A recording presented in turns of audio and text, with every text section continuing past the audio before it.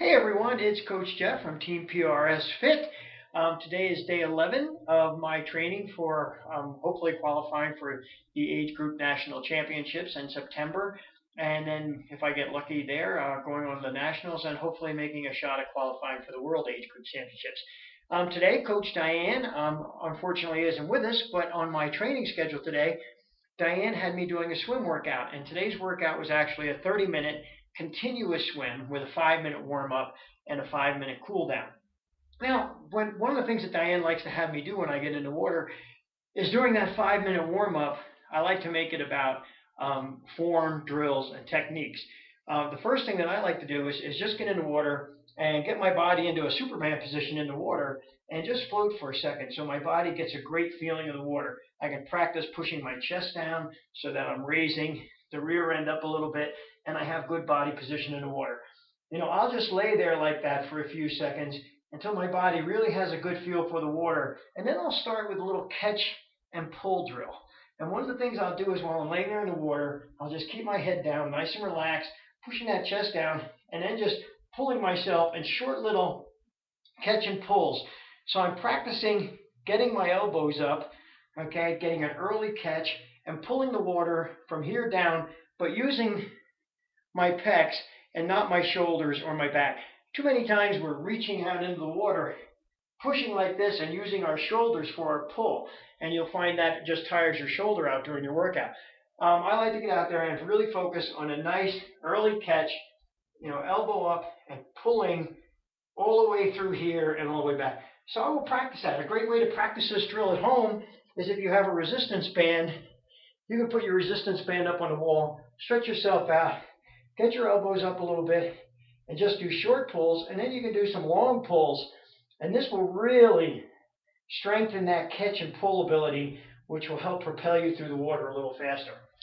So, after I do that, I get a good feel for the pull. Then I'll do some catch-up drills, practicing my stroke, getting out there nice and long, making sure I'm getting a full, rotation on each side. I really like to practice my rotation on the breathing side, keeping my head down and rolling to get my breath, getting back in. I'll practice some catch-up drills.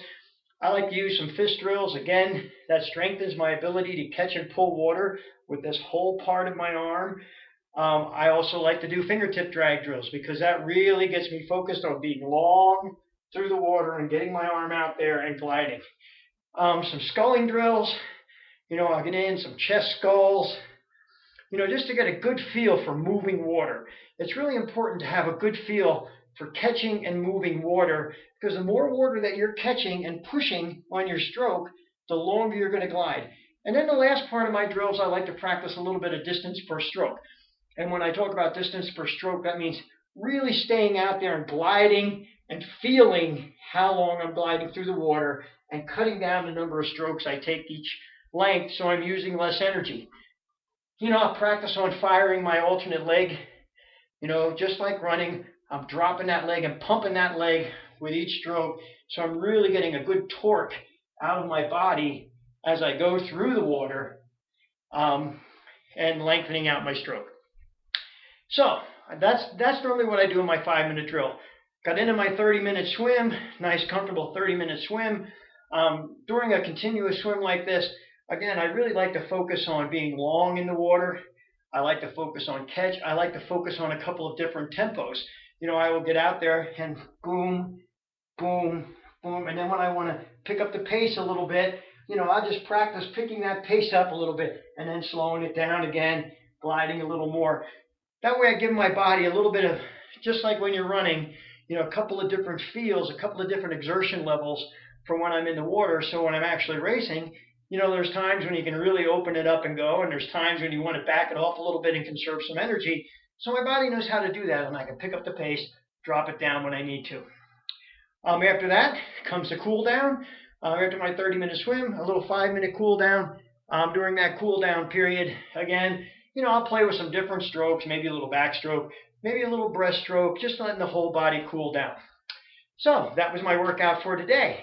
I hope this helps you. I hope this tip helps you a little bit. I hope we can help refine you. Diane is a very, very great form coach and really helps me with my form in the water. When she's not there, I really focus on the things that she's teaching me to do to be a little bit more relaxed in the water so that I'm having a really good workout. Nutritionally, feeling good. My nutrition's right on track. Still keeping my carbs down a little bit lower than normal, but I'm doing that in order to get myself back down to my proper training and race weight.